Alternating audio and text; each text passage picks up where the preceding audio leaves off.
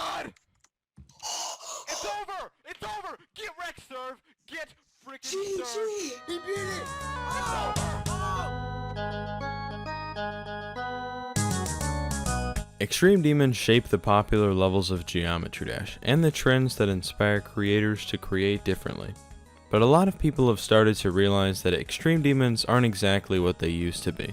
There was once a time when Extreme Demons were regarded as impossible challenges that could only be done by a few select players. The first real Extreme Demons were Who Darks levels back in 1.2.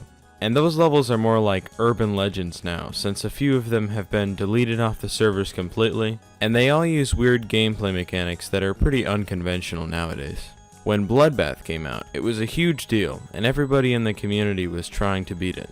And nobody except Riot could for 8 whole months. It even got the people that knew that they couldn't beat it, including me, into trying to play it. I remember when it came out, me and a few of my friends were trying to see who could get past the first ship part first, and none of us did it for a whole day. But now there's thousands of people that have beat Extreme Demons. They come out and they're usually beaten within a week. I've actually made one myself and verified it. It's been reverted to Insane Demon since then, but I think the fact that it was extreme at one point just shows how low the standards are to be rated Extreme Demon. They're nowhere close to where they used to be, even though they keep getting harder. So today I wanted to look at what went wrong with Extreme Demons, and how they've changed since the good old days.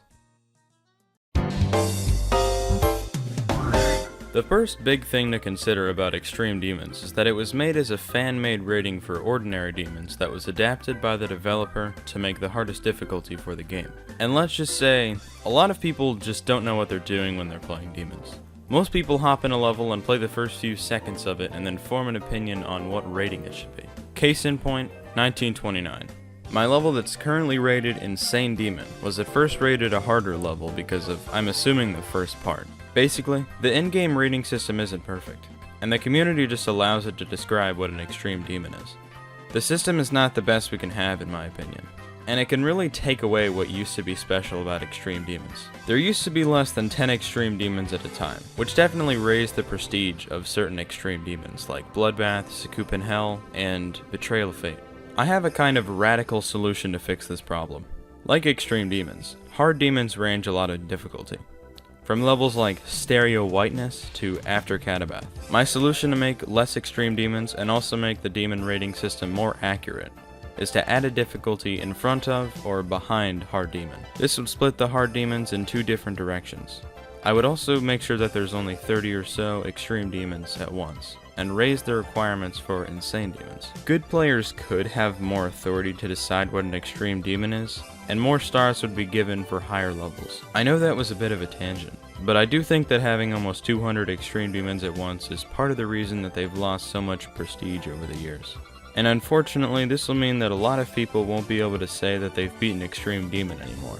But I think it would more accurately show who the best players are.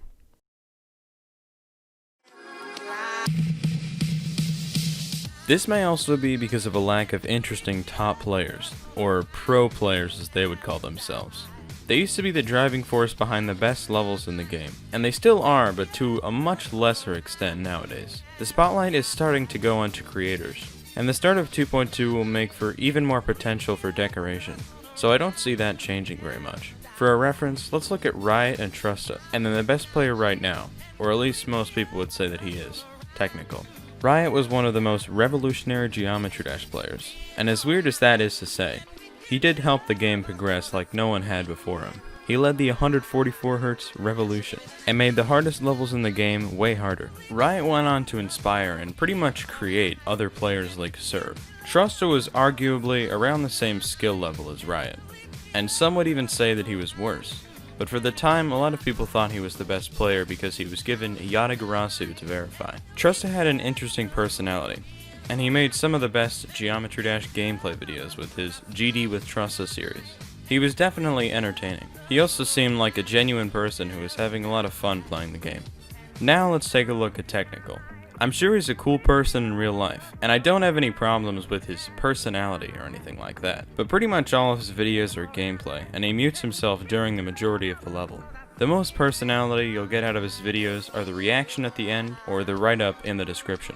And we all know everybody reads the description on YouTube videos. He has some other videos that are kind of personality based, but they're definitely overshadowed by his level completions. And they don't catch my attention like Truss's videos did. Even older players like Noobass are more interesting than Technical. If you don't know, Noobass is one of the most notorious GD hackers. And I don't really like calling people like him hackers, because you don't have to know a baseline about code in order to do what he did. I'd rather just call them cheaters. But anyway, Noobass created and beat levels, and was also trying to push the boundaries of what could be done in Geometry Dash, even though he may have not beaten all of his levels legitimately. Technical doesn't really make Geometry Dash levels, and he basically refuses to verify anything harder than the hardest demon. Now, Technical can do whatever he wants, but I think there's something interesting about taking the bar to the next level and being the best player by far in Geometry Dash. And I don't think that many players have done that since Riot took over, back in 1.9. Technical definitely raised the difficulty when he beat Zodiac. But since then, it's been proven that Zodiac isn't the impossible extreme demon that we all thought it was. Technical isn't the only top player that doesn't do other things. I can't think of any top player right now that does any more than some streaming every once in a while. If any good GD players are watching this video, my advice would be to expand your content types so that you don't get replaced when someone pops up who's better than you. Trussa is able to retain a large portion of his audience because he's inherently interesting and entertaining, and I don't think players like Technical don't have that potential. It's really just a matter of if they want to do it or not.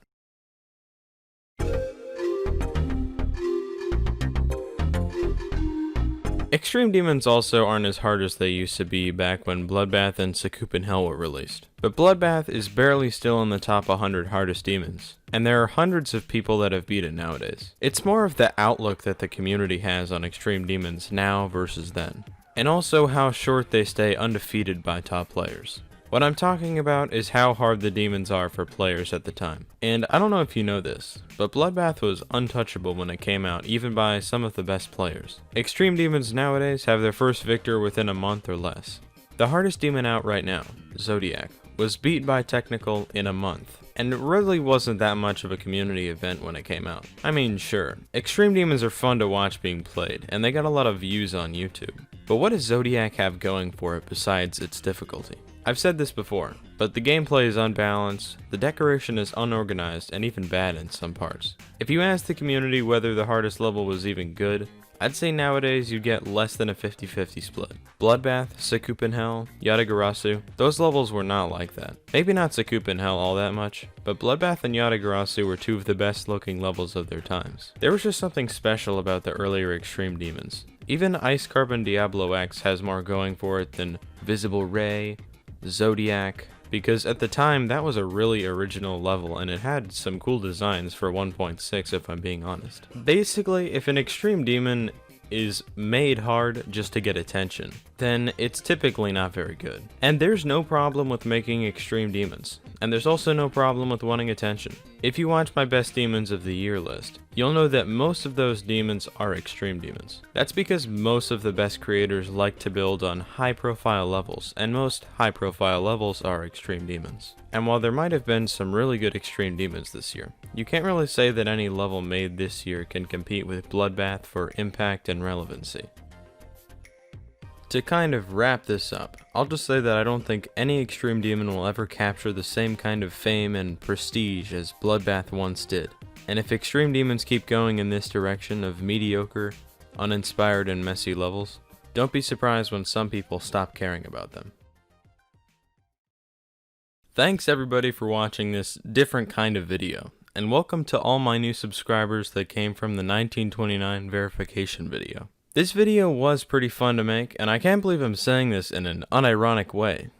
But like the video if you want to see some more stuff like this. If you made it this far into the video, then I guess you might want to see some of my other videos. So we'll leave a few in links in the description. And I'm also making another video as a Christmas special, so be on the lookout for that. See ya.